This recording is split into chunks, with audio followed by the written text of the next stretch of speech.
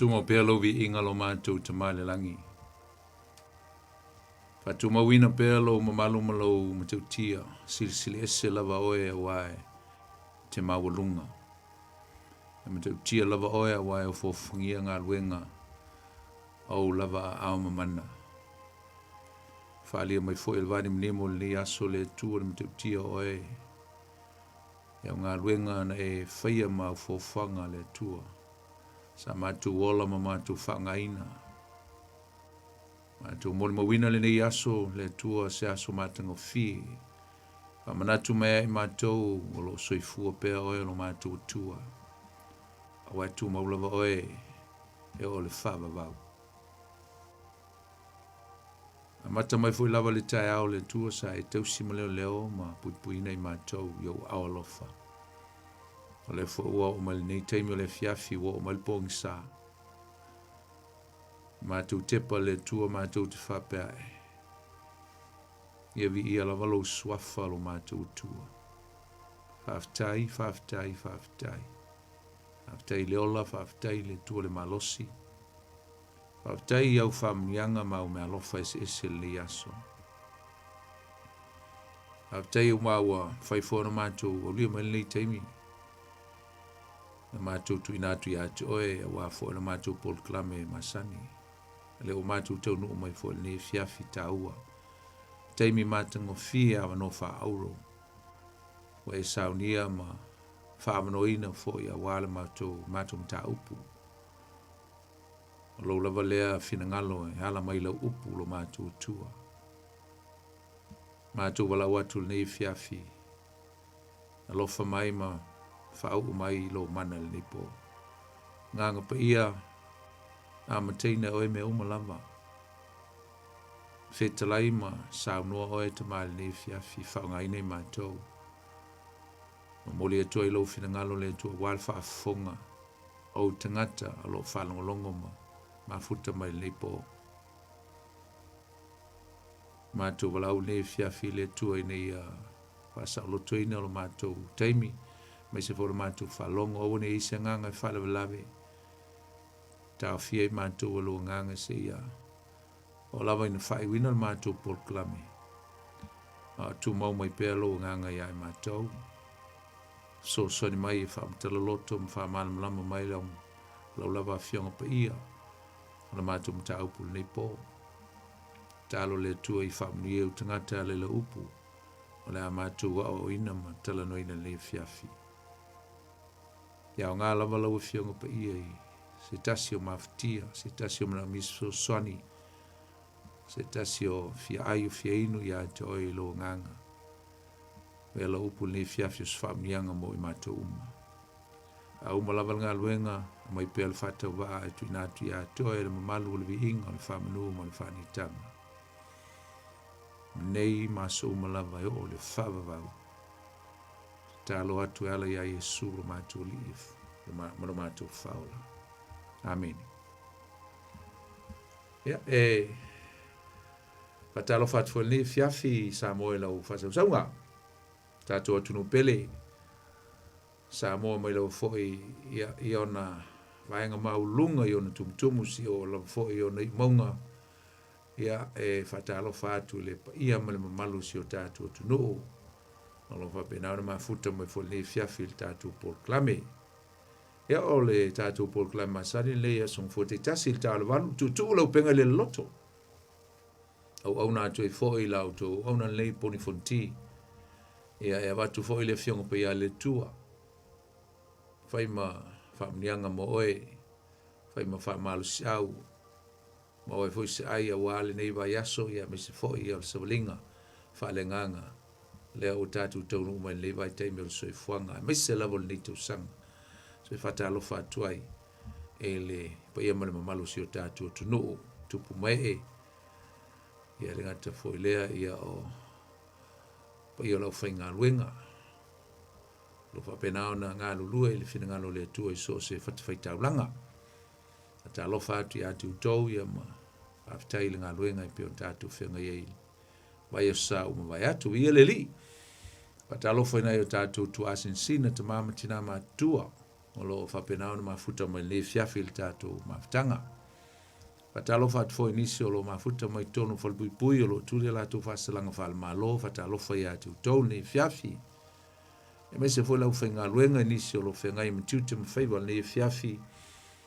Whatalofa ia tu tau malo le ngā lulue, le ngata fo i leo nisi o nisi na ngā lulue fo i a me se o le nei aso atoa sa whenga i masifi o le taiao, sifi o le oli, ia u fo i tātou a inga me mawai ia o ngā solo tu nisi o lau whenga luenga le fiafi, ia malo le ngā lulue me se fo i a whamnuia le tua nisi o la whenga i mga luenga le nei pō, ia vi ia le tua, tu e tali wat fo i a inga steimi o le nei pō, ia lofa le tua te atu lo to wola, te unu o whenga i ma, wheloi fo i ma inga, ia vi ia le tua.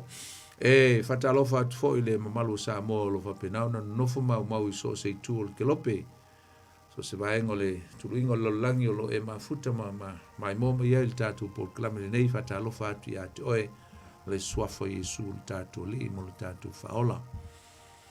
E le whangalina ia le mamalu le tunu o lo te unu toai mai foi tonu au kila nei, wala o foi ase singa ia o mawhtanga wale ainga, whenga ia i ma e kalisia ia ngete foi lea o nai o nuu ma ainga, ia mai se foi whala lave o soifonga nei, ma foi ona malanga mai tonu au kila nei, patalo fatu ia tu tau, e fustemi tu e taliwa tuai ainga mnuu, a tunu o lo ono nofo mauma wai, e mai se lava si o tatu o tunu pelo Samoa, e manuia fofonga lava, ma ia whatau nuina le toi fo iatu e o tau ainga.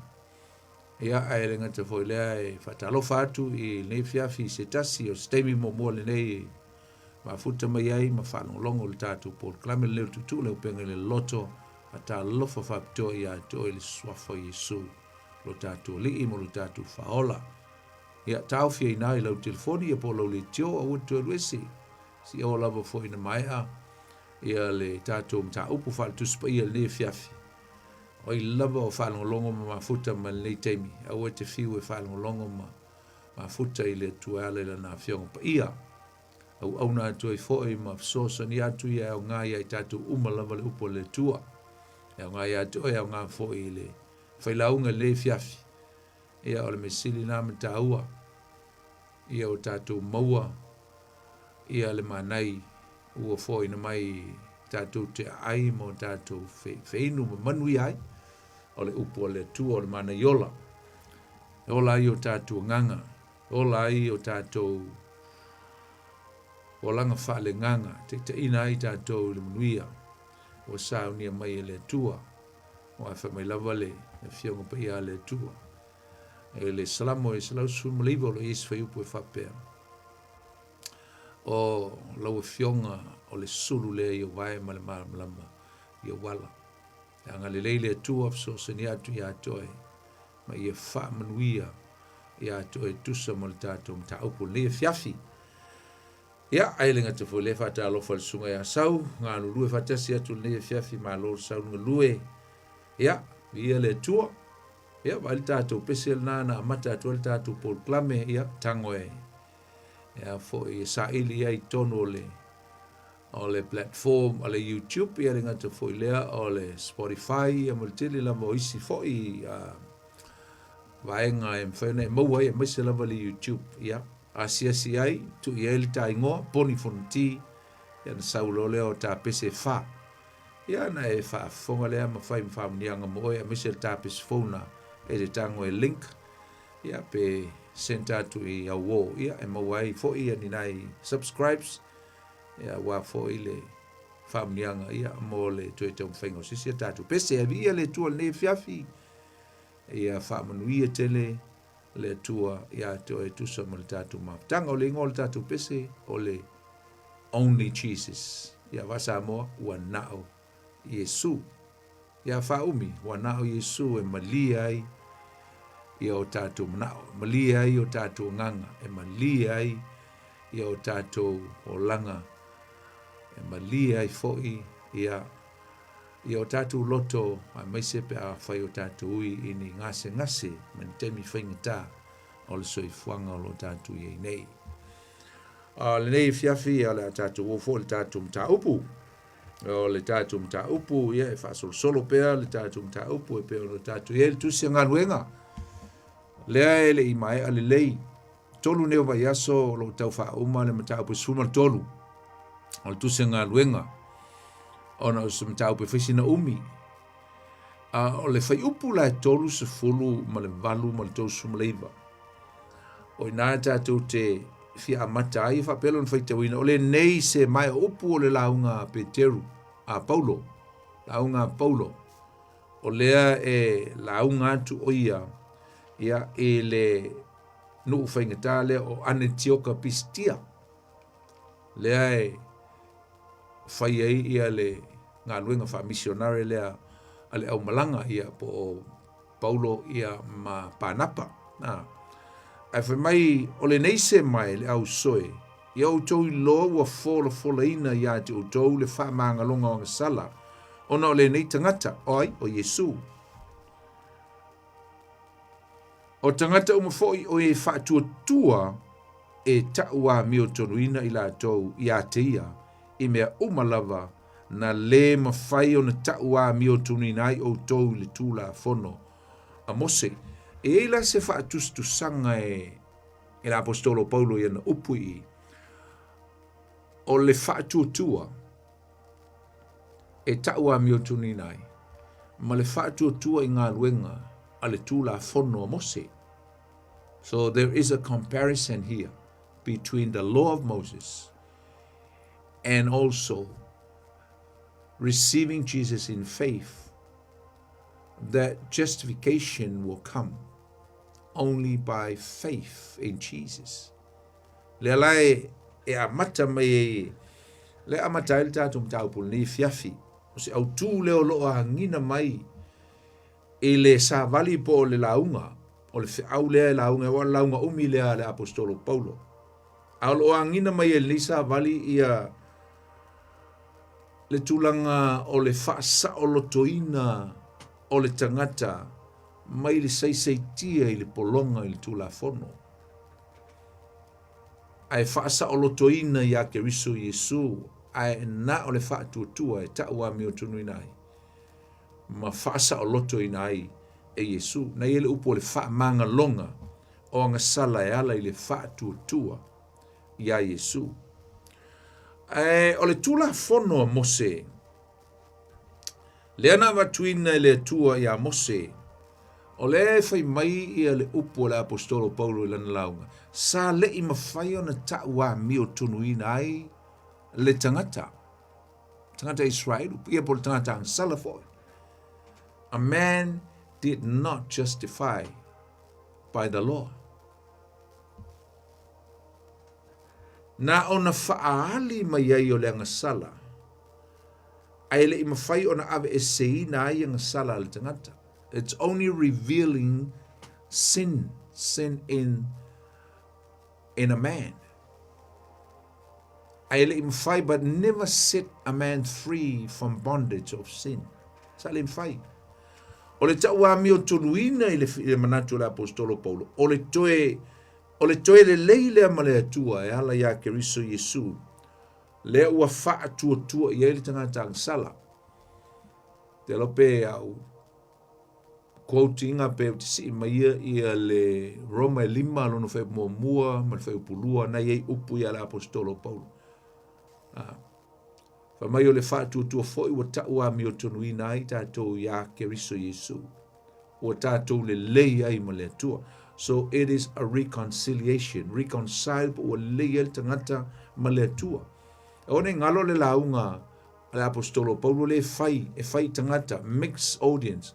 Tangata e Peru, ia po iuteia fo, ia matangata fo i nu ese, a o nu ese o leo whapenao na li liu, ma ve la tau matangata iuteia, e ala le tau singo le tu la fono, ia ma tau sia la tu sauninga. Amen. O le wha atua tuala, le e wha malosia mai e la apostolo, pe wha taua mai la apostolo i. Pau leo le mea mawhai ai ona maua le tangata ia le mea tau ole ta'u wa mio tonuina. O ina tonu lava. O lo polonga I pele tangata I uteia. Ilea. Ile le mala malama ile whaasa o lo toina I ake riso Yesu. Whaasa o lo toina mai lea. Mai le tula fono, mai le tausi o le tula fono. Wala tu te ina le upu, tangata I uteia ia. Le upu moni. Le ua fola atu ia I lato. O le tala le lei ua na o Yesu mawhai o na wha maanga loai ia a lato sala. O le whai upu whase fulu o le whasu mantasi. O lo si mai le apostolo Paulo ia le sapakuka o lona mata upu mua lona whai upu lima. E avatu ai se lapata inga I tangata I uteia.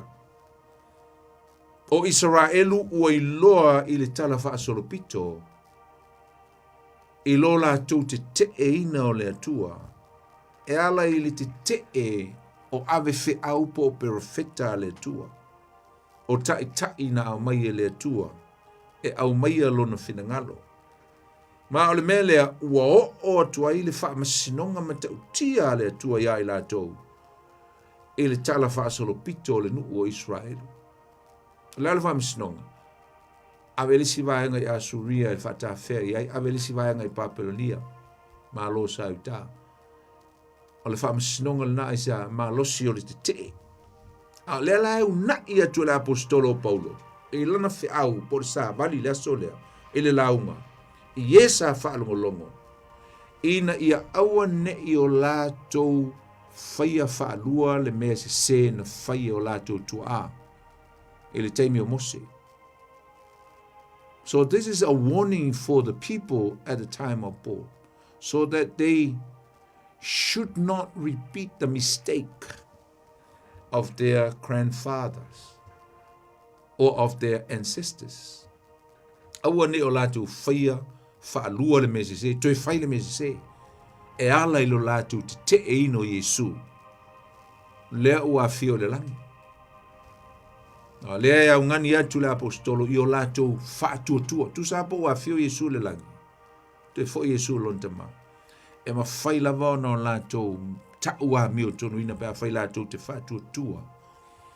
I ake riso Yesu matalia lana upu. Matalia Yesu I o lato o langa. Whai upu e whaasu maltasi na I ni upu whapea. O outou o e ino isi upu ia le kwautu mai I le sapakuka mta mua lona whai upu e lima. A leo toe ta ua e Paulo upu ia sa pakuka e whaatitau ili te. Maro lātou whaalongo e na te. Tori e foi perfecta ia la vea sa pakuka no mai la patai le nuo le tua ele I olu ta whianga. E pita I ane o le te lava na lai lava o na whaatau nuo le ta whianga. Ma ave masasa I le atua I tono anu ese. Pa mali foi pui whaasu maltasi. O outou o e ino. Inava ai maia maofo ma mauai.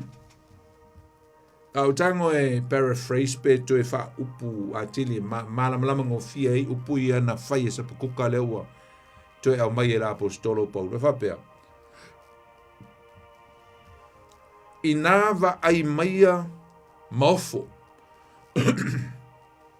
ma mau. O le wingo le upu mau pe a wha I sisi wha upunga. Ma whano ai. Luinga, wha mai inawa ai mai. Maofo.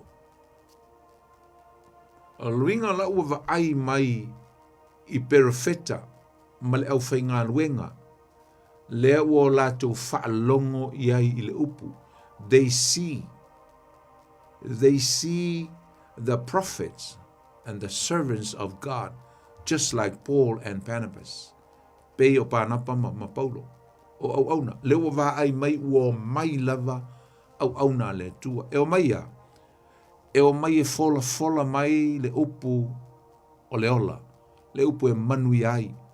Fa mai la ia le whawinga ina le apostolo Paulo. O lea o tau wa ai mai. Na paua le mea o tau nai whai. All you are doing was just amazed. You're amazed. Wo ko wafo. Nga le ofo a. E ofo I le matautia o le whiau ma le upu lewa mai. But because of your rebellious, ai ona o lo tau te te, lea lai whaai umai ei upu ia. E ofo ma mauai, la le wingo le mauai, e ofo ma whaalongo i le upu moni ma le upu ma te tia le sāwali mai le atua, e ala iana au auna. Ai tau te whano lava, ai o mai lava le whaamsinonga ia te tau mau tau whano ai, le winga ngā upu na ma mauai, e whaalongo ma ofo. They look and they amazed, but they perished at the same time. E sale me mauai, e sale me ua whano ai, ona o le te te. Ona o le te te I au auna le atua. Ona o le te te I le whiau o lo o mai ma au auna le atua. E whapena fo I le teimi le nei lo tātou wolai. This is relevant for us today. The application is right here, right now. O lona whaonga ina, ma lona whataunu ina, ma lona tino mai, lea tupu, o lea. O le tele o tangata, nā le whalongo, maofo, ma o lātou talia I sina teimi pupuu. Ai toe mau ese. Ai toe mau lona winga, o le aise upu. O toe ola ai tangata lea na ia whalongo maofo. Ma ia talia ina. I sesi whaapunga pe na ofo ma ia talia ina. Mwhaitatu o mai ai I le whaate oto Yesu le lulu seito. Na ile tusia Mateo mtapo suma tolu lulu seito. O isi ele pa u le mea papa e si le titi si ele. Le titi al temina na ia inta tia ele upu na I tu tonu le loto lea. Ai saule manu ma toe u ma ave tiai. Whano. Ave upu tiai. Ai toe whano ai leo lango le tangata lea na ele upu. Ma pena fo ele lava se le titi le palpala o lo iai le ngata fo leo lo vau fefe le ngata fo lea ia o le ele le lei. Tupu maola mai ma manuia. E fa pena le winga o le whae winga ina o upu le apostolo Paulo ina le whai upu le na. Tātou te loa ai, le tā ua teli, o lo tātou a mana ia ina o au auna le atua. Le whai whiauna te lotu ai o le au auna le nā. Au auna le nā, au te vai maua lalo iai, au te whamasino iai, usta iai, ai sa ina ia awane mau, tisi whapunga ia awane e whano. Nanga le sile me tele inga te tee a tele na mālai ai tangata Israelu o le te tee I au auna na a mai ele atua. Ia e ta tele fo le mele nai sa mo I tonu o loto Samoa, mo le mea o le te tee, o le rebellious, te tee, tua te tee a. O le si tangata e ngau tua e alwai au e control o le tue le si matai po le si tangata e poto e whapea ta mai le leile ngā luenga ma. Ai lo ngata na e whanofo, na ta o alwai whiau. I control atu le board of trustee me whai alwai whiau. E le ftau I lanto e ngā mea. E respect o le whai ungo mea uma e sau mai le whai whiau. E le ngata fo lea o le executive o le board, tala noa. E le ima se mea e so na oso le board e whai ai le e ave se fina ngalo le whaiwhau. Ia wa tau whunga I le whaiwhau tono le executive. A le loto. O le whaiwhau e sau ai le last decision. So se mea e whai. Wa I steitai. I steitai tono e kalesia. E fia whai lo le mea manao. I anu loa whai. Fia whai langa project. Ia fia whai lana por kalame o kisimasi. Ia ke ia le whaiwhau ka ulka whaonga e o ai le lo le whaiwhau. Te ia le whaiwhau ka ule rally lau karavou, ai le se te ia le whaiwhau ta o le mema, ai le o iei se accountability, e le o iei se wheso tai ma au mai, I le te tau o na whesili ai, I le me tau na whai. Mea ngai tau o le lango ma ngā lulu e whatasi, and not only that, the leadership, the lay leaders, or all the leaders, acknowledge and also respect their pastors and the wife of how things runs and how things going in the church. E kaunga ma respect ma whaaloalo le whaiwhau. Kusa pēla kiki, kusa pēnga lus fulu walu ka usanga le whaiwhau pēna al tos fulu montupu. Respect aisa, o le tangata nā mai le tua. E tau sia oe, nā lana e lotuina, ona wa e malie le lei e te ustai le whaiwhau lea le au auna lea le tua. Wa e malie iai. Awane no foi ngava pe oile kiki la lau kama le lau kangonge remote lau kangonge control ma mako ka pul ma mako ainga ko kele foi control fa fiau that's ridiculous so se mele tau on fa yaisa e alua me ia e nga ale moa nga le fanoa nga le malia le me sauton o langa tangata pe amol me mo te e tonole la fo le kalisiam so se maftanga not only in the church but in any organization that there is a leader, that there is a specific person that leading or look at as a main leader i kongo se maftanga tonu ainga respect o le faipo e fasuma le lua na ile poloka le na o le parkalafa mulmuli na uma le o le matau. Alo tango vai ili tahua le upu le tatitala no ai, the significance of the word of God and how it can apply in various ways. Wala is ese ma mea e te loe manui ai pe a fai te loe le tahua o le upu o le tua. O le fai upu e fasuma le lua o le fasuma le fa. E fai loa mai ai tato o le upu na te au maia le oli ma le fia. Au maia le fia. It will bring happiness, it will bring interest. E tupu ai le fia malo fia halu pe le lotu. Fa mai fa suma le lua. E o le fa suma le fa. Wo ila to I fafo o le sunako o tangata iuteia. O na fa tonga atu lea o tangata onu ese ia folfola ina mai ia le upu ia te ila to I le sapati atali. Wo tu ua le fa poptonga o na muti o na muli lea ia Paulo mpanapa o tangata e to tele o iuteia. Mai ua lotu ua matatau I le atua. Wala te utala atu ma popo I atu ia te la tau ina ia tu mau le lofa tu no le atua. Fasuman fa, wa o le sapati o na tali yo uma mai lea o le nuu e fa longo I le fionga le atua. Interest, fia, tu e fa longo isa. Wa uma nei, fa mai ua mai fafu malsunako, wa uma le launga la apostolo le ntatu tal noe.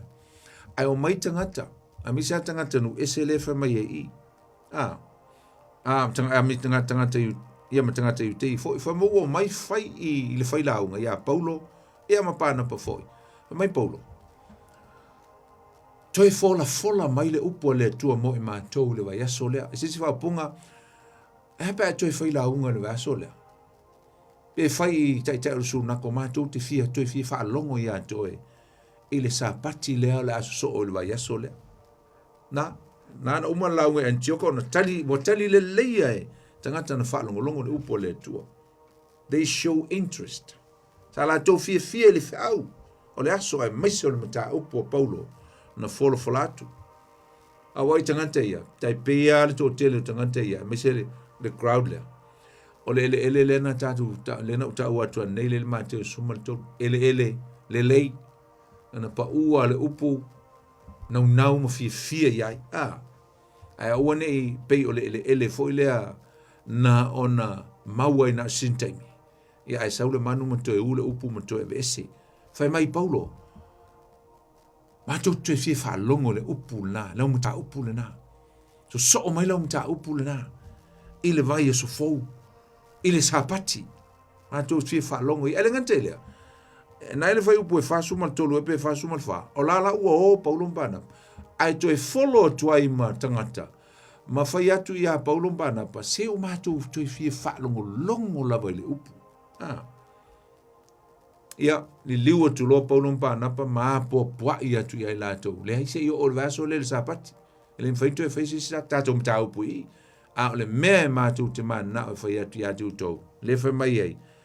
Wa poa i lātou ina ia tū mau ile alofa tū noa o le atua. Abide in the grace of God. Na. Ta whai loro lātou fia ina ua toi whai atu. Toi fia whaalongo i le upo le atua. I le isi sāpati.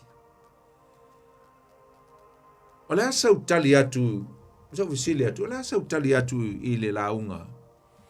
A lau whaifi au, pe a umona launga i le asusa. La sau tali, pe a whai e te fia i le launga an whaifi au. Are you show any interest that you are longing to hear the word of God again? You are longing for the next Sabbath to come? Wai nau ina ia toi o mai lesi asusa. O resi sa pati se e to anu e whalongo le upo le atua. How do you react to the sermon of your spiritual father? Whawhea ngai whaia. Io nisi foi tangata. E isi kama sa sa o anga ngomalo launga sweifi au la atulua. Manga ia le launga pasta. Oka le manga ia le launga. Lulu le limos sweifi au to inga. Motu le ao le weifi. Oka pasta. Mangia le launga. Mangia le upu. Taftai mo le upu. E la tangata e moni le la tau tala e moni le upu. E toi nau e toi fia whaalongo le upu i le sia sa. Toi alu mawhai le upu. Toi alu maola le upu le anu whai mai e māneia. Ai leo le tuai ngā māneia. Voi lele nauna māneia tai pio lai whaalongo longo i se tala whaangongo. Pio lai whaalongo longo le pololo mua. Se le māneia o le vaenga o le pololo mua le nei aso. Le ai e leo se pololo mua le upu o le atua. E leo se whaangongo. Nauna māneia o whamai māneia tele. E se ai māneia voi lele entertain e whafia ile Loloto. Ai te leo lai. Ai le nofo ma mautu tonu o lo fina ngalo le upu o le atua. Amen. Se la tau. Māneia i o le mele tatu tau ina mai. Mo le umona la unga pe. A paulo ai. Ai o tule. Se fi falongo le upu le sale. Oka. Ale o ngaka. E o la o. Ai muri ai. E alang muri le tau mai. E fi falongo. Fi falongo le whapoptonga le upu le tu. Ese le māneia. Māneia le tātou mea o ngā le mō mai. E fōringa mai la. O upu no whai atu. Ai nei tangata i a Paulon pānapa. O ni upu moni lava o le nau. The word of desperate. And desire. They desire for the word of God. Aisa. E whai lo mai. Langa le sa toi mulmuli ai pēr tangata i a Paulon pānap. Sa toi fisili i a Paulo e winga le mata upu sa folfolaina. They ask question. They want to understand the word of God. So that the word of God will absorb in their spirit. Ina ia ma ngoto le upu le tu e tonu o la tu loto. Faale le nau. Faale le fia. Sa fia i la tau le upo le atua. I lea sa pati. Toi nau e toi fia whaalongo. I lesi sa pati le upo le atua. Ma ngai kere se kale sia whapenga. E umon launga al whai au alai le umon fia whaalongo longo. E te lo tele i o isi au whaalongo longo. Tele ia. Te lo e maua fo le mātou fo e kale sia. Ma mea o kau o kulo le luas fulu mingu ke o launga se whai au pe a whai kula. Oi. Ia o makwale fie whaalongo ai asa whai mai ngel TV i le movie oka kulama le afa le ume o le movie pe sa whai mai mo le paka lai whai le kalonga ale whangau le se teimi umi ia me se foi o le paka alo e makamaka ai ia ma mea interest e le o langa o le tangata ai na sina teimi a o tau awhai tūrare la unga le whai a ua le fie iai le tangata ese tele le whaalongo o le tangata i le upo le atua. Ma mea e fia e le loto, mea e ese mai le upo le atua. Po mea e tuina nau iai le mawhau ma le loto le tangata. Ese. E mai maupe a iai tangata whaalongo longo uma le upo le atua. Whaalongo e te nau e uma le upo le atua. Alala te fia whaalongo. E leo le vai atu le whaiwhau e ku whawhia ke alu i kua le fale le ta ua isa wa makwa kwa u malo fi falongo isa fa masor on yeli wa afai kula esele la unga u umior kako fa fi ausole ai a maka mai le movie kula le umi po le kula ma le afa ai ma se complain isa le interest le nau ale upo le tua poto yo te apolo saul te apolo fa salavei fa pongi salo ma fau mai le manatu mai le mea o lo ma le olanga ma le ma o le me le fa sino le upo le tua ia ma tele ia alfa le ton praise the Lord te lo le melo na lua le upo le tua o le upo le tua e o mai ele te ele ta o manea na uta o atua foi po fa suma le lima fa mal fa suma le lima o i loa i uteia le moto o tangata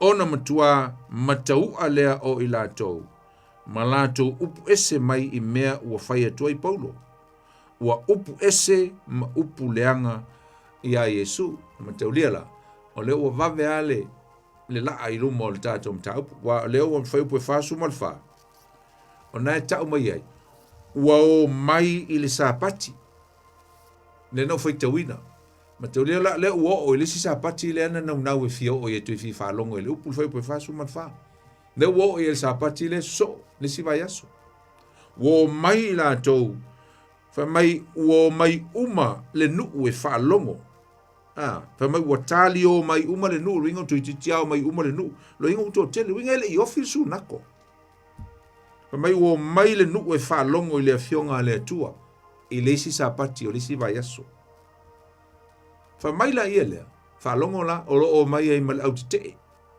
mal au fa la velave mal au fa tu fa la velave te le upo le tua te le upo moni le tua mal fa suma le wai loi u tai le moto tangata wai loi tangata i tai tai mal au fa tupu vevesia fa me wala tu lo le moto tangata o le moto tangata le o lo lofi ya Yesu amin e lo lofi ya Paulo e fie fa longo le upu le tala le leia winga ya Yesu o so lo le matua o so lo le loto le anga fa mai ona matua mataua leo i la tau o le si upu e ave le upu le mataua o le envy po le loto leanga mo tau ma le upu le loto leanga malato upu ese mai i mea ua fai atua i Paulo loto leanga ina ua fa longo atu toe masau le si la unga Paulo fa mai ua upu ese po ua upu leanga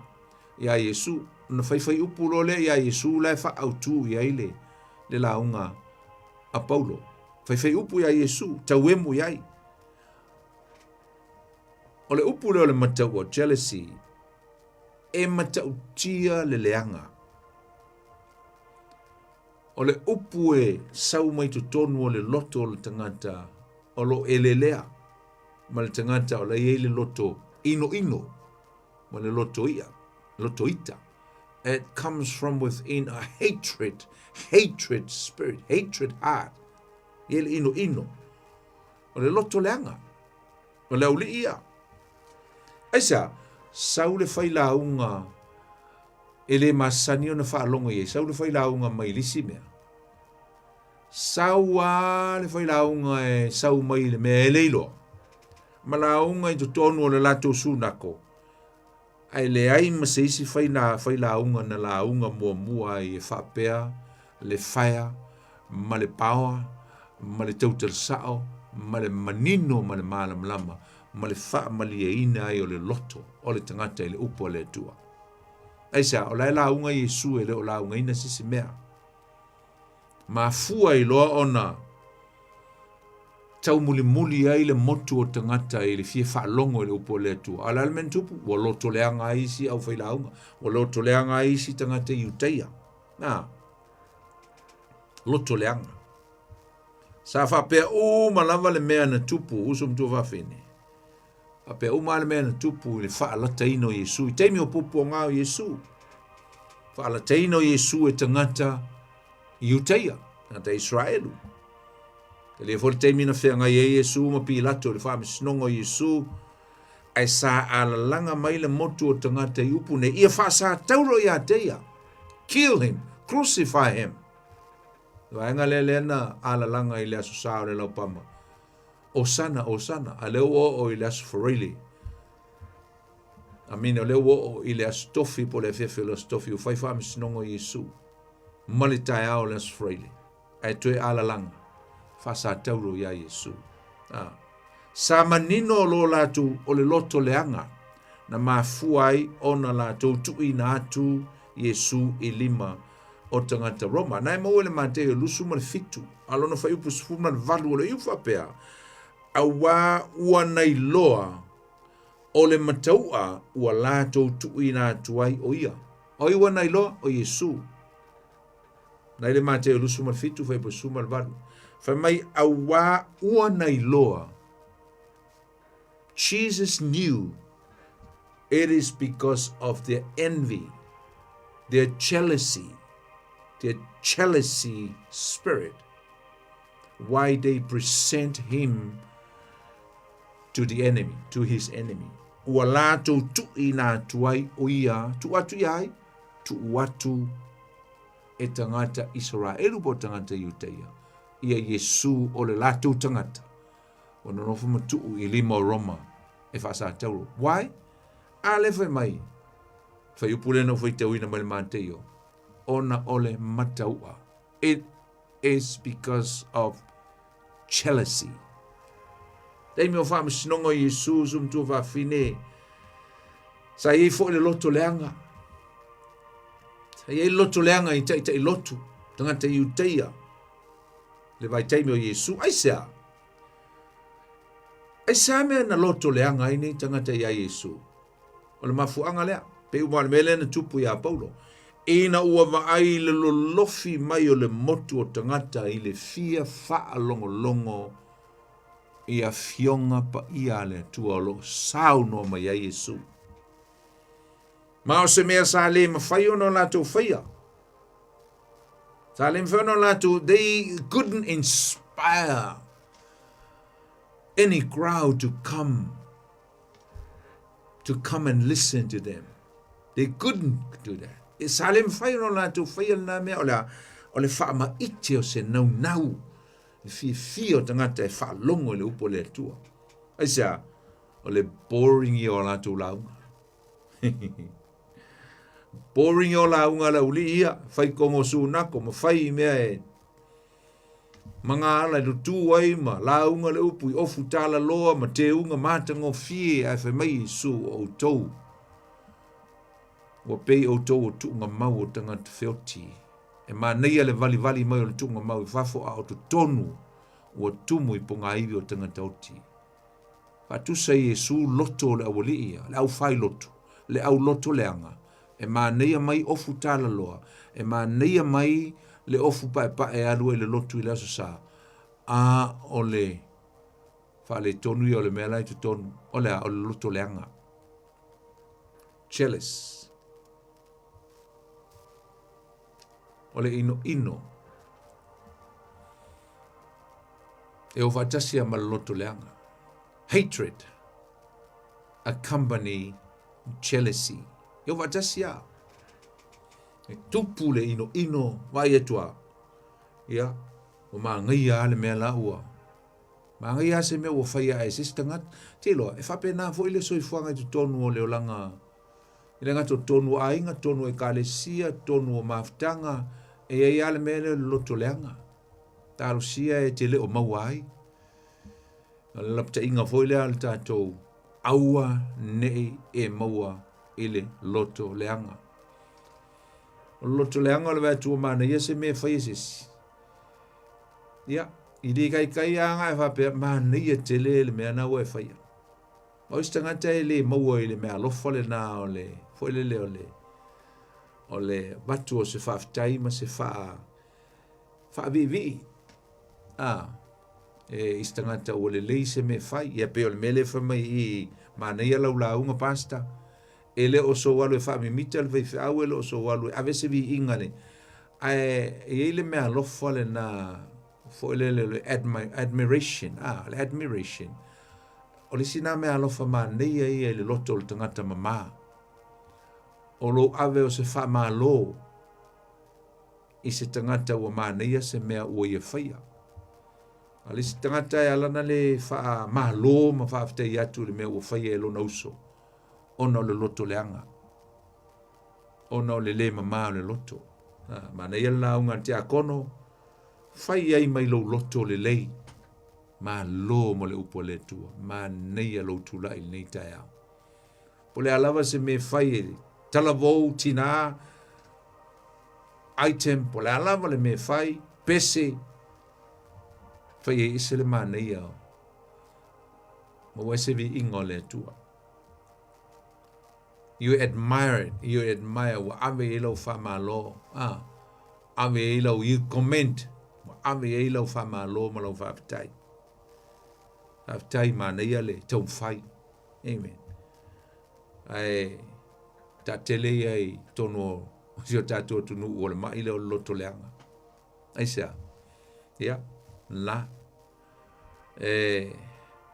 Maua tatou le, me whaila na ele manuia ia, tele o me whai don't take me wrong. Tele i o tau mwhainga nei tangata Samoa. Alo matama whanau Samoa e manuia. Au te whaalongoa mai lota tupu ae, ma lota laititi, o mai ai, nei vai tau sofu. Te whaalongoa le tala lea. E le manuia me whai eisi Samoa langa o eisi Samoa muto e pikinga i lalo. Vai atu se meo whai eisi Samoa. Usom tō whawhine, so soani ai. Talo ma uplift whai ai, tamu whai. Fa malosi ma tau mwhai, e aua le oka kou, e le whape ngā inkia masai, e oku inkia lango ma, a tātou Samoa, ia tālusia, mua tātou o ese mai le nā wha mai, o le loto leanga, e unai lunga, mtau tia, tāu o le wha longo matalia le upu, eisa, e o mai ai le wha o le tanga, o le vaenga lon tolu nā, mai le whai upu e whasu ma le ono, o le whasu ma le iwa, o le upu, e o mai ai le wha o le tanga, nā le mea mua, o le upu e o mai ai le fia. Lua le tātou talanoia nei, o le upu e o mai ai le te. Ma loto le anga. Amen. Manuia foi mea o tātou whaia, ia. Manuia le kālesia le tua, ave le vi inga i le tua. Ia o fo le vava ai fo le sia, ma whapea e o vai tulo manga, ia loko le si uso, o loko le anga foi, o le whaia fua. Ta talo ma, talo sia ia, manuia ma neia ma. O le melon tolu leo tātou o iei, o le upu e o mai ei le ola. The word brings salvation. Whaono e o le whaiva. Pa mai ale whaono, ona whamalosi atu leo Paulo mpanapa u whape atu, ua ta tau lava, ona ua mua i fola ina atu le fionga le atua ia te outou, a ua outou te e mai ai, ma ua tau lea o ngā ina outou i le ola e whavavau whauta, o le mea lea mā te li liu atu ai i tangata onu ese, leo o te ngia e Paulo, leo o li ia tangata i uteia ono walatu te e whamai, ua outou whaatamala fo i lai le ola e whavavau, ina outou te e ina le upumoni le atua. Pamailea, ona ua outou te e ina maua, o le amali liula, and we are going to concentrate on Gentiles now. Na mako kula foi la uko, niuteia, ala mali liula, la maola na tangata nu ese. Whalongo la, tau lea ngai na outou, le ola e whavau whauta, o le melea, ma te liliua tua i tangata nu ese whafitu, a ua whapeo na polo ai mai o le li a te i mātou, ua outou fia oe e whai ma mala malama o nu ese, Paulo lea, ina o wala au e Yesu e alu nu ese. Mai, ina ia avea oe ma whaa o la tanga, so that you, Paul, will become a salvation, a savior, a redeemer.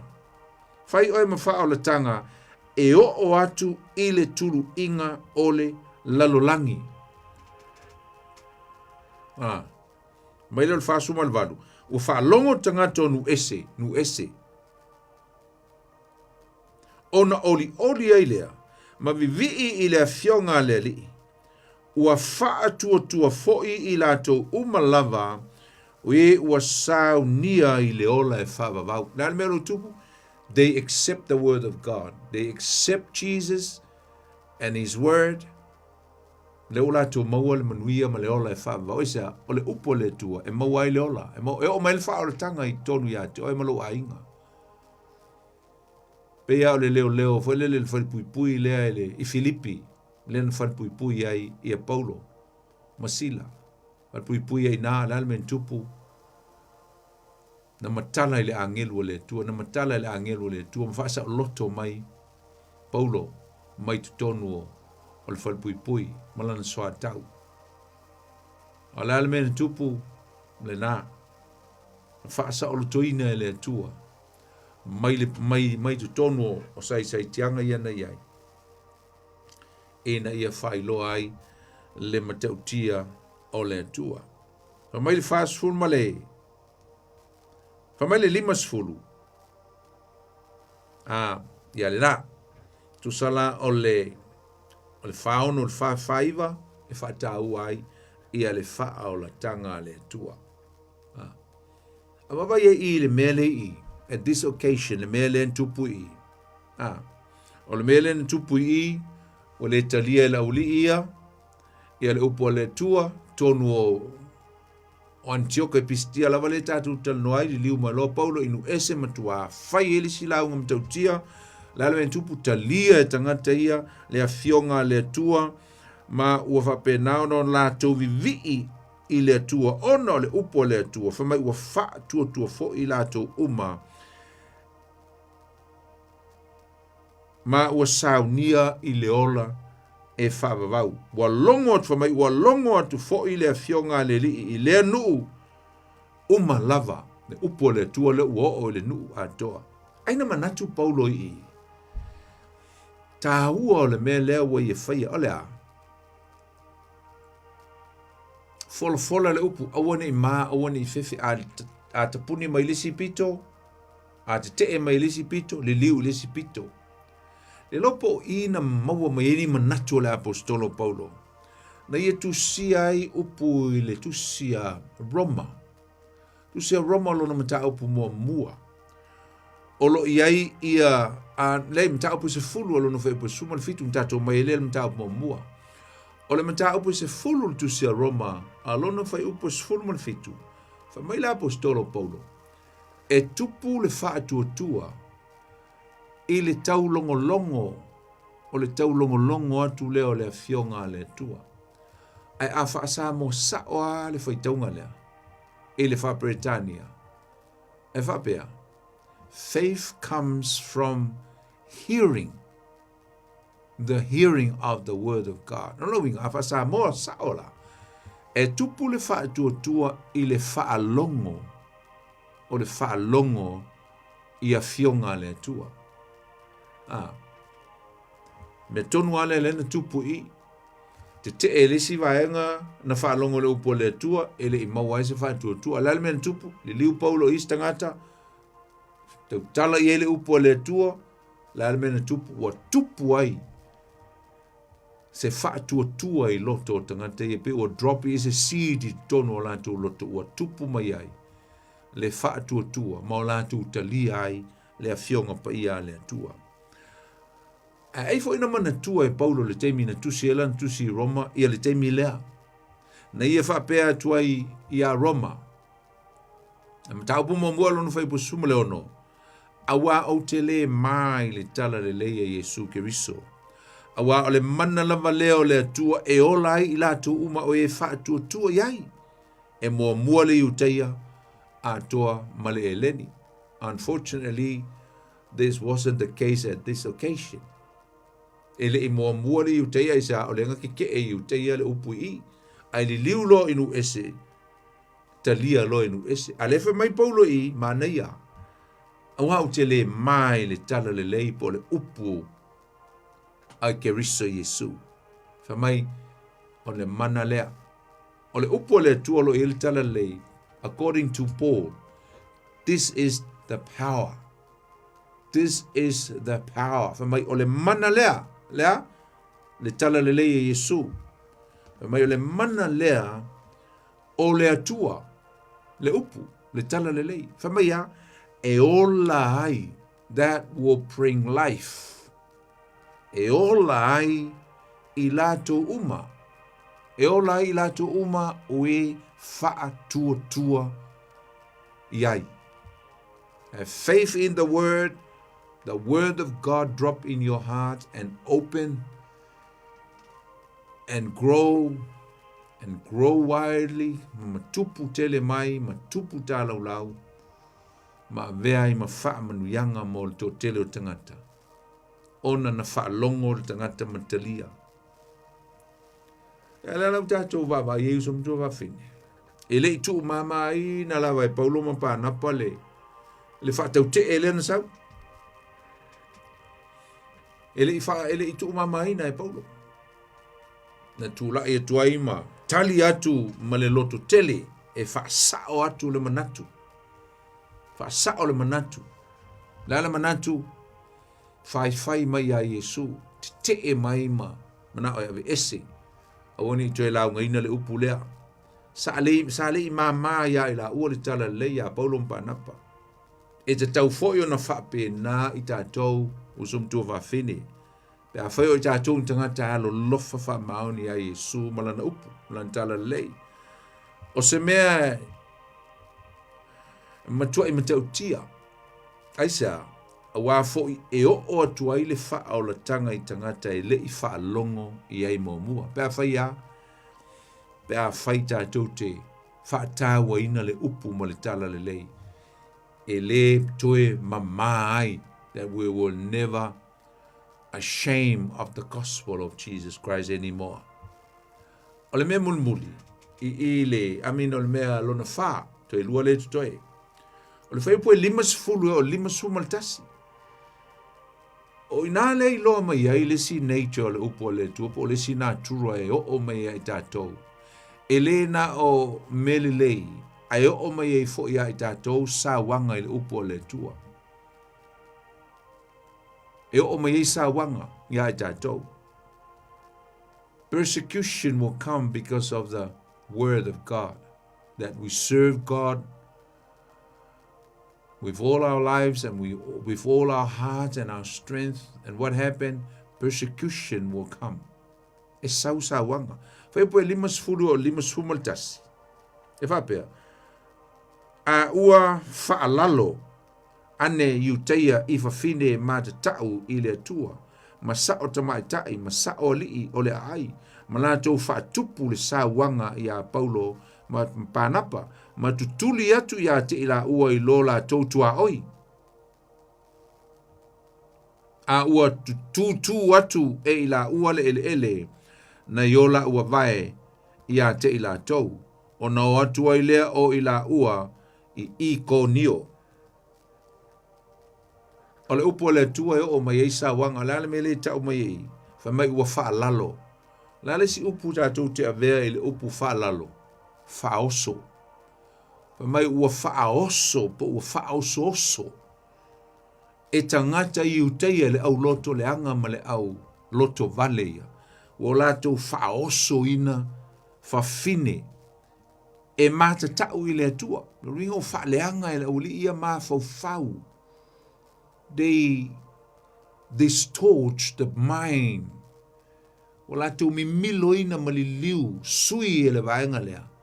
Le maa fau o le tangata whātua tua.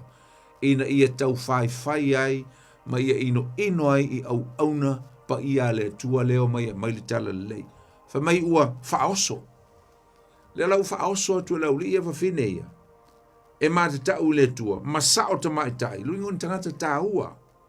Ma sao li i o le ai, ma lātou whaatupu ai le sā wanga i a Paulo ma pānapa. La men tupu, ma tutuli atu ai a te ila ua i lo lātou tua oi. Luinga, they cast them out.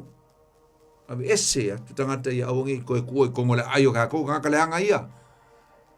A te wā mai le stala le lei e wha le hanga ai le tala le lei leo tātou masani ai. A le hanga ai le tula whono me umai tono sunako. Kick them out. Get rid of them.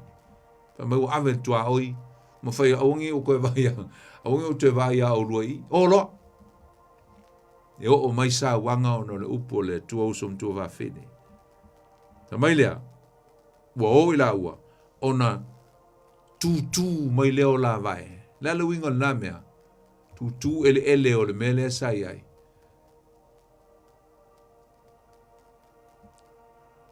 o tu mai o tu watu ia te ila to la le winga le upu tu lo ringa le o fai atu wai lunga ia te o tou ia o tou lava toto wai lunga o tou ulu ia o tou lava toto your blood is upon your own head not anymore not us wale o tou lunga ia te ua mama i ma ua ma o tou ina ua o tou te ina le upu ai one ngalo le to tele tangata i tono Pistia a Antioch sa fatutua matalia le upo le tua ai to tele o lau te le na la to tu lia esele au na le tua le tua o imfai au ni o te vai ia o eselo ia o lua au tu vai lau apostolo lo inga o fai atu wai lunga ia te utou ia utou lava toto tau lo le ele fai upo mulmuli a ua tumu le au so tau manea no fai atu ai to tele le au fatu tua mai la tu e na talia le upu ai mai se nu ese na la tu talia ina le upu ma la tu fatu tua ia Keriso Yesu pa mai lea a ua tumu le au so ile oli ma le nganga pa ia so there were some disciples that still in the city of Antioch. Sa iai lava ia i lātou o e na whātua i le tala le leia Yesu Keriso. Luinga la, o le whai upo e 5 sumana lua po le vāenga muli tātou te maua mai le upo le tua. O le upo le tua, e o mai ele oli ai tātou. The word of God, the gospel of Jesus Christ, the good news will bring joy to us. E o mai ele oli ai tātou. E o mai oli ai tātou e sa, ona ua o tātou maua le upo monia le tua. Ona o tātou wola i le upo le tua. Ona o tātou talia le upo monia le tua. Le tala le lei e ala ia Keriso Yesu. We accept the word of God. We accept the good news. And we live it. And then the joy of the fountain of the Holy Spirit, the joy will bubble up. Will puna mai le oli ma le fia. I to tonu o le tangata ua iei le upu le atua. Ua ia tausi ai. Ma ua whai lea ma wha manuianga ia teia. Lea, le upu le atua. Ua nofo i to tonu o le loto o le tangata. Whai mai le whai muli, a ua tutumu le au soo. Le au soo i whea? Le au soo lea na talia ina le tala le lei to tonu o Antioka Pistia.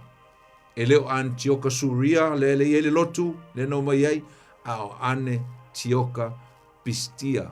A le whai mai, ua o i iko nio ina ua tutuli whafo male ai. Ai ua wha manuia tangata i to tonu le ai lea, i lea fionga le tua. E leo tangata umana te ua iei soo, ua iei tangata no lato loto maua lalo matalia le upo le tua. Whai mai a,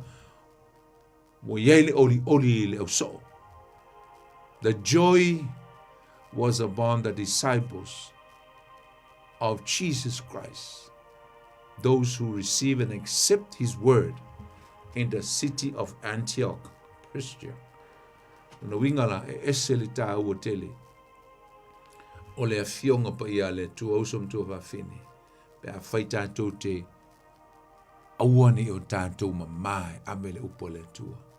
Never ashamed of the gospel.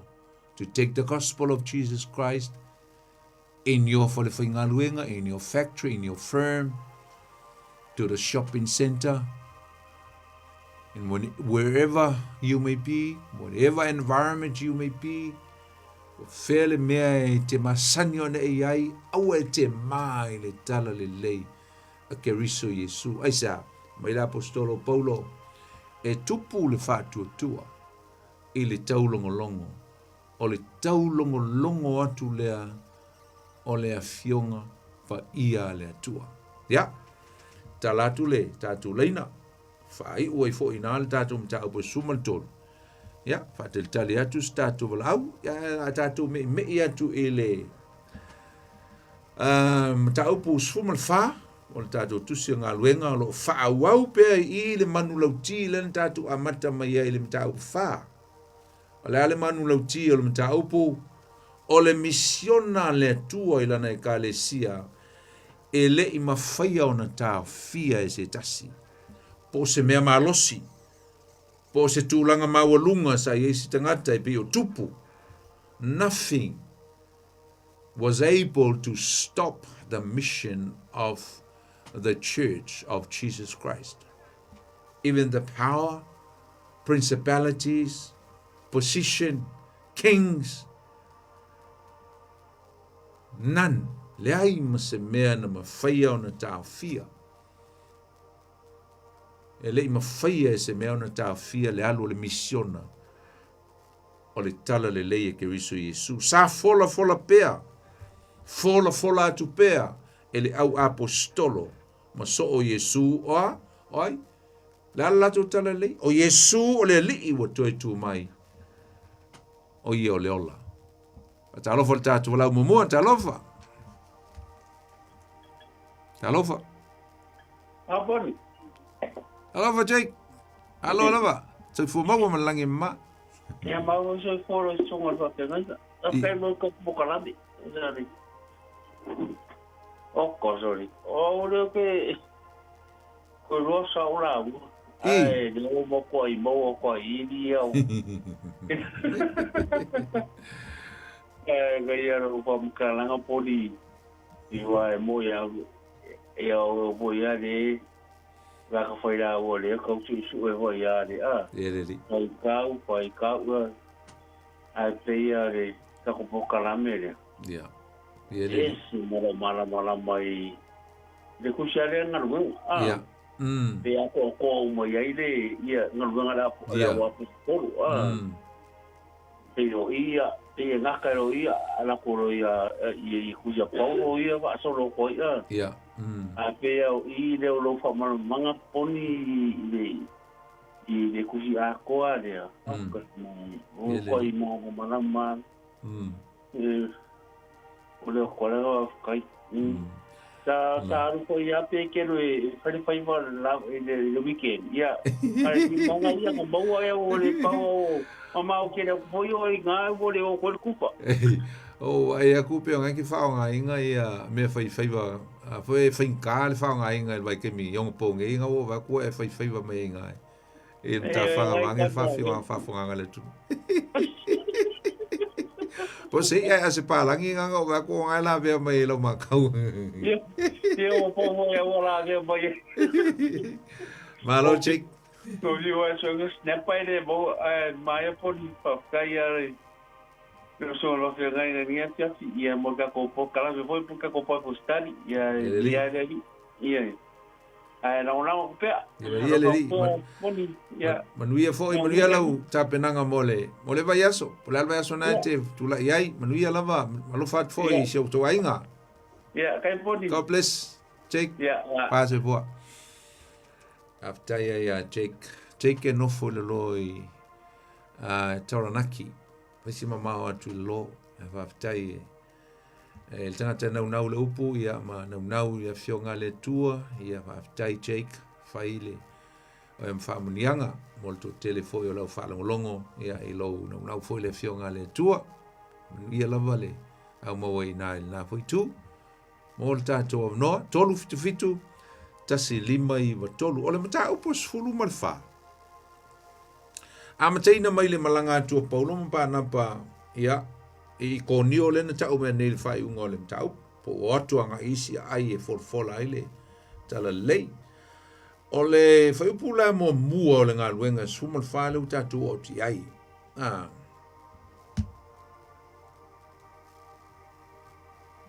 Pea le faitawina. Sa I ko nio I la ua.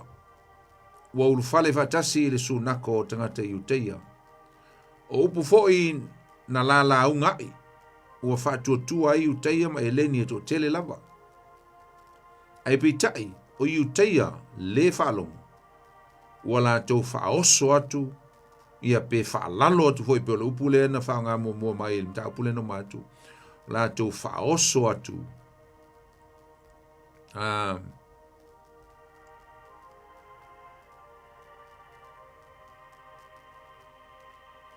Faoso atu ma faita atu I loto. I loto tangata onu ese I le auso. Tau le fai upo tolu. O le mea lea, ua no nofo loa ai I la ua. Ma te utala wha maalosi atu I le fionga le lii. Ua moli mau mai o ia I le upu o lona alofa tunoa. Ma ua foa ia whaia whai longa. Ma wavenga I o la tau lima.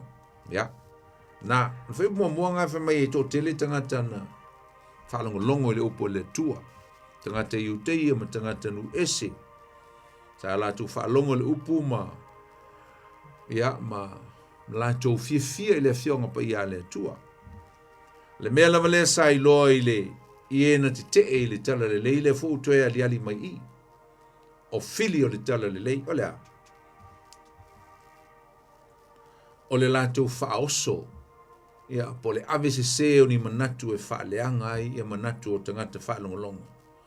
Whai upu e lua nai whamai ua I loa ele tō tele foi o tangata Iuteia sa te ma le te li tonu.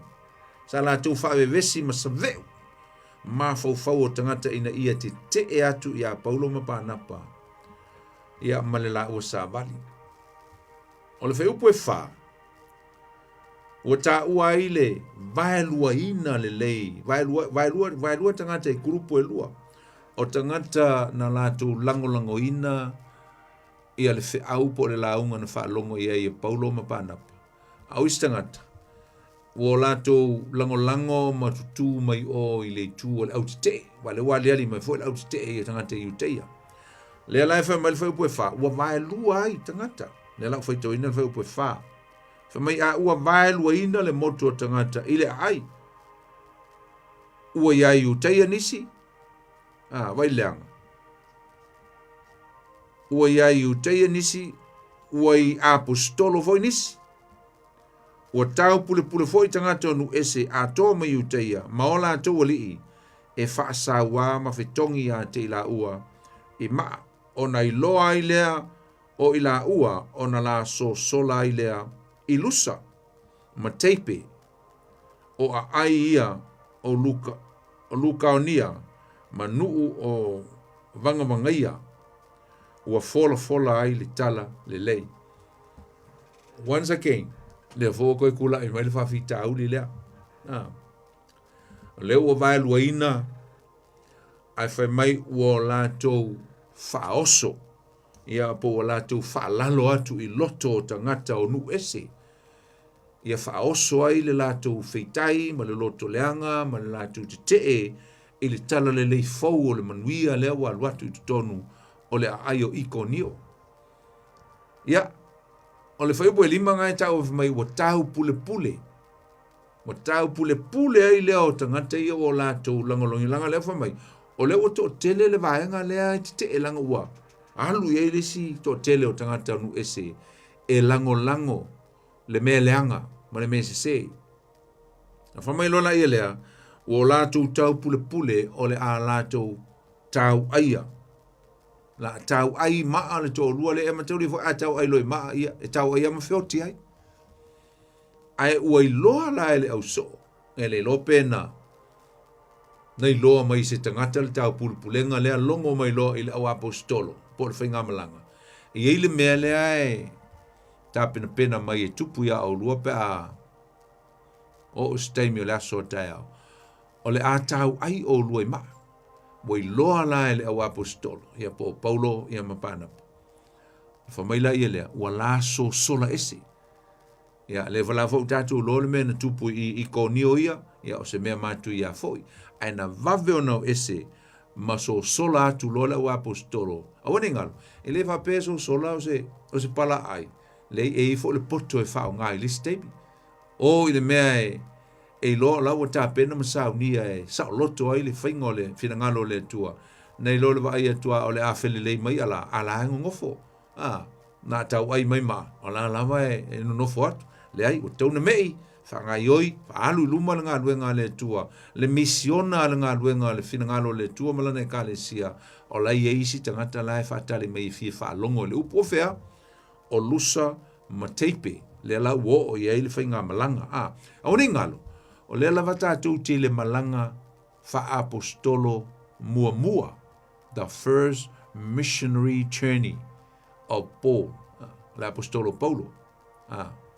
Le uma, le alava tātou te malanga mua mua, ma tau rea tōru malanga, ia le uma le malanga mua mua, wa e toi fo i lava, e le mea na amata mai ei o ane tioka suria.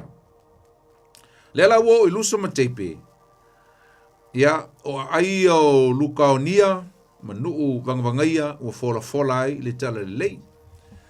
Tau lo le fai upu e valu, anga i le sefulu ma le valu. Wa ila uele ayo lusa ia ma uelo ai tangata pipili nai amata mai el par klafa na pipili talu na whanau mai sa le mfeona sa vali nei tangata ilo na olanga atoa sa whaalongo le pipili nei launga Paulo ona matua pupula atu lea o Paulo ia teia mai loa atu lo na matua tua ile upua le tua tua ia Yesu ono launga la apostolo. Fai atu loa Paulo ia ina ua pupula atu e Paulo. Ina atu sao ia o vai lunga. Na ile fai upu e balu. Mai sa nofo i lusa le tastangata ua le la vai o na vai. Ua pipili talu lava o na whanau mai. Le isavali o ia. Ua whaalongo mai le nei tangata ia Paulo o loo tautala. Ua pula toa atu o ia teia. Ua i loa foi ua ia te ia le whaatua e mālolo ai, ua i loa e Paulo, ua i le whaatua i le pipili le nei e mālolo ai sea, o le upo le tua, te tala ina le loto o le tangata lea. Ma le whaipu sifulu, ua whai atu ma le leo tele, i nā tu sa o ia o vai lunga, pa mai lea o na oso lea o ia masavali, ma wale si vavenga o le misiona o le ngā luenga le tua. Mai ua loa foi ele motu o tangata le mea ua whai e Paulo o na alalanga lea i le ngangana a lukaonia ua whapeane wa fio ifo tua ia te tātou ua peini tangata ua whai ngoa atu foi e la tau ia pānapa o seu a o Paulo o Hereme ia wa o ia o le autu o upu o le whai taulanga o seu o le nei luma o le latu a ailo na malu wa au mai e ia o povi ma poa ma male fai tutoa o le a osi taulanga ia a toa ma le motu o tangata. Nā vai, mo le avanoa e te walau mai pe fia walau mai, tolu fitu te siri mai tolu le tato numera e te walau mai ai.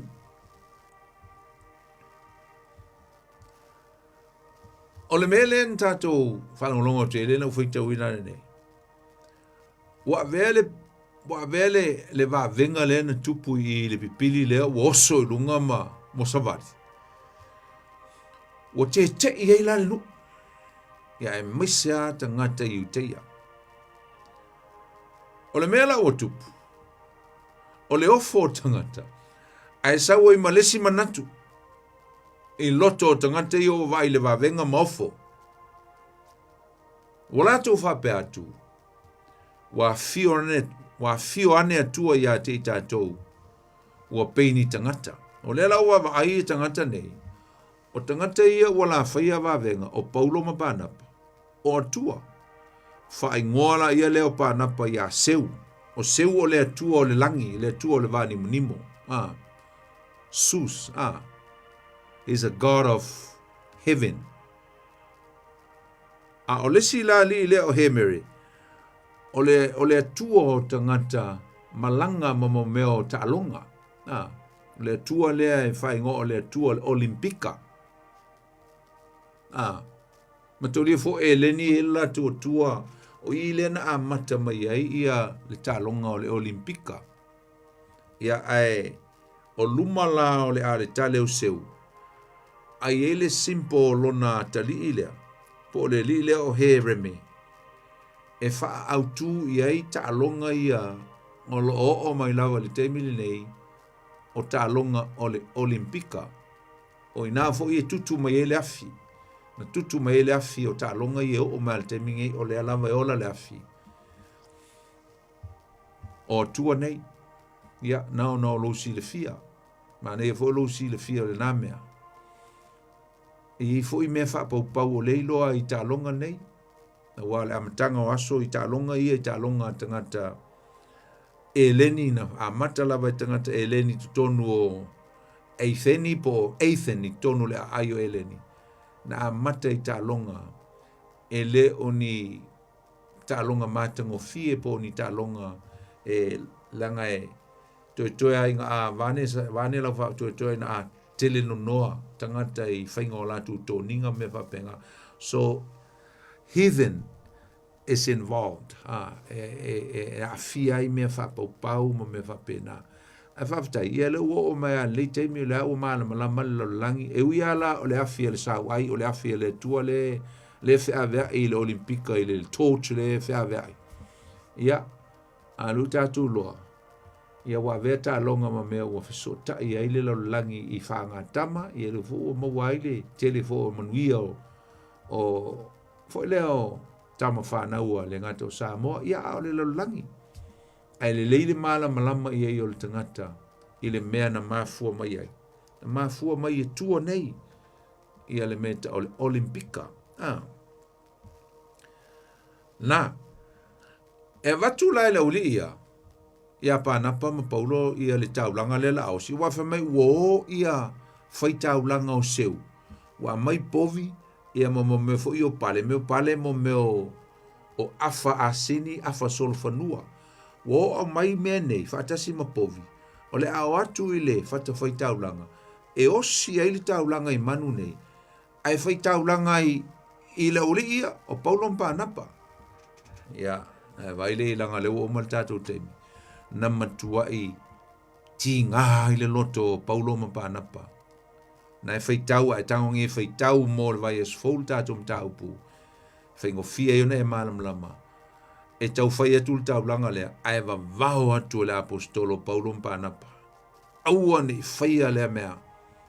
Ai se awha mai lau li ia, e le ta tau o na uto au maia se tau langa ia I maua. Se ai tasi le atua, wa na o le atua, o le langi ma le langi o le atua Israelu, Paulo o le atua e tāpoe, au maua, e le o maua ni atua, o maua na ma whaia le fina ngalo le atua, le ua tupu ai le wawenga o na o le mana o ke riso Yesu le e tau momoli atu ia te utou, ai nātou te leo whalongo, mautou le malama lama I le memoni.